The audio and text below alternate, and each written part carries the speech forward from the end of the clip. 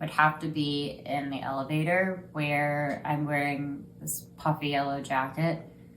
We were there for so long, getting a million different angles and different versions of it. It was so complicated, and I never wanted to step foot in that elevator again. I'm actually not looking forward to those elevators for season 2, but I will be grateful that I'm there. Did you have any input on the development of Mabel's character? What was really wonderful about this experience was that I felt like I got to grow with the character. So I was learning Mabel just as much as everyone else.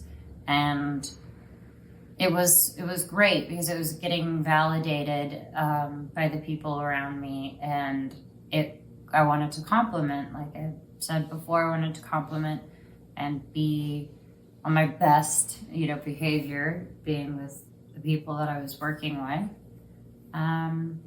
Yeah, and then for season 2, I definitely have a lot more control over every aspect. Definitely hair, wardrobe, things Mabel would say, things she wouldn't say, new characters. Yeah. How did it feel returning to television as a lead in a comedy series? I was so happy. I was ecstatic. And I was also so thrilled to go to New York and work with everybody. Yeah, it was like a whole entire new experience for me.